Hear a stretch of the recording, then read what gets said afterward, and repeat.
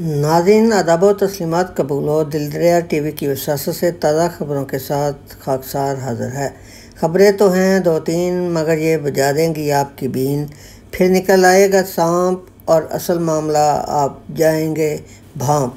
तो सुनिए सबसे पहले खबरें क्रिकेट के मतवालों के लिए जो गिरा देंगी उन पर बिजलियाँ।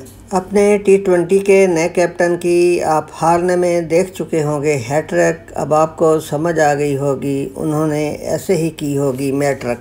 T20 पर तो न्यूजीलैंड ने 5 मैचों की सीरीज़ में 3-0 से कब्ज़ा कर लिया। याद रहे न्यूजीलैंड ने पाकिस्तान को 45 रन से शिकस्त देकर मैदान से आउट कर दिया है। बाबर आजम 58, मोहम्मद नवाज़ 28, रिजवान 24, फ़खर उस्मान 10 रन्स के हसूल के बाद ढेर हो गए, जबकि इफ्तिखार अहमद सिर्फ नाश्ते के लिए अंडा ही तोड़ पाए, आमलेट बनाने की नौबत ही ना आई। बकौल आफरीदी हमारी बॉलिंग भी फ्लॉप और पावर प्ले भी फेल, मतलब हमारी सब तैयारी और प्लान खूह खाते में चला गया। इनके बरखिलाफ न्यूजीलैंड के फ़न एलन ने 62 गेंदों पर 6 छक्कों और 5 चौकों के हमरा 135 रन बनाकर शानदार खेल का मुजाहरा किया। अब आ रही है खबर इसराइल की। हौसियों ने कमोपेश एक माह से समंदरी हदूद पर इसराइल को सबक सिखाने के लिए समंदरी हदूद पर अपने मोर्चे बना रखे हैं। इसराइल के हर आते जाते बहरी बेड़े और कश्ती को बैलिस्टिक मिसाइल के ज़रिए टारगेट करते हुए उन्होंने कई एक को यरगमाल बनाकर इसराइल का नाक में दम कर रखा है, जबकि पेशतर मुस्लिम दुनिया के सरबराहान के होंठ बिस्तर में बैठे मजम्मत का राग अलाप रहे हैं। नाज़रीन अब आपको ले चलते हैं 8 फरवरी को होने वाले इलेक्शन के मैदान में।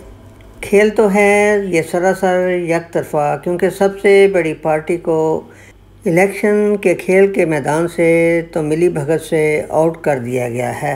फिर भी इलेक्शन कमीशन का कहना है कि अगर इंतखाबी निशानात तब्दील हुए तो उन इलाकों में इलेक्शन के इल्तवा के अलावा कोई चारा ना होगा, क्योंकि बैलेट पेपर की छपाई का आगाज़ तो हो चुका। और दूसरी तरफ बड़े पैमाने पर इलेक्शन में वोटों के हेर फेर को मद्देनज़र रखते हुए नून लीग और अदारों की सरबराही में इलेक्शन कमीशन की काबीना में रद्दोबदल ज़ोर शोर से जारी है। इस मकसद के लिए मुतअद्दिद अज़ला के इलेक्शन कमिश्नर्स को नून लीग के ईमा पर तब्दील किया जा रहा है। नाज़रीन PTI का शराजा बिखेरने के बाद भी इन्हें बल्ले का इतना खौफ क्यों, जबकि न बल्ला मैदान में है और न बल्लेबाज। फिर भी मियां साहेब बल्ले की मुठ को मजबूती से थामे हुए कह रहे हैं, जब तक 8 फरवरी को मैं इसे पूरी कुव्वत से मार नहीं लेता मैं हरगिज़ इस बल्ले को छोड़ने वाला नहीं। और ये बूटों की खुशबू बता रही है कि मैं अपने इस मिशन में कामयाब हो जाऊंगा।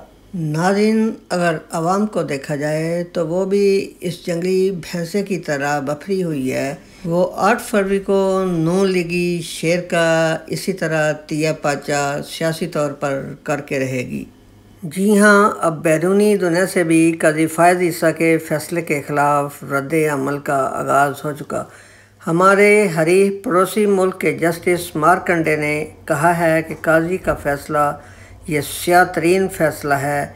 मैं इमरान खान की ईमानदारी की कसम देने को तैयार हूँ। और अब ख़बरें आपको सुनाते हैं हमारे सरहदी इलाके की। हमारे फ़ौजी जवान बैरकों में बैठे अंगीठियों के अलाव में पिस्ते, बादाम और चलगोज़े और अखरोट से अपने नरम बिस्तरों को गर्म करने में मसरूफ़ हैं, जबकि इंडिया और ईरान एक तरफ़ा हमलों में मसरूफ़। इंडिया का मिसाइल भी हमारी हदूद में आ गिरा, जबकि ईरान ने दानिस्ता तौर पर पंजगोर की सरहद से मिसाइल फेंककर 2 बच्चे हलाक और 3 ज़ख्मी कर दिए। अब पाकिस्तान सिवाय इन हमलों की मजम्मत और सफारतकारों को ख़त लिखने के सिवा और कर भी क्या सकेगा। नाज़रीन चीफ जस्टिस साहिब का कहना है कि मुल्क से क्लाशिंकोव कल्चर ख़त्म करना होगा। चीफ जस्टिस साहिब को मशवरा है कि सबसे पहले ब्रीफ केस सिस्टम की तकसीम को ख़त्म कीजिए, उसके बाद सब कुछ खुद ब खुद ही ठीक होता चला जाएगा।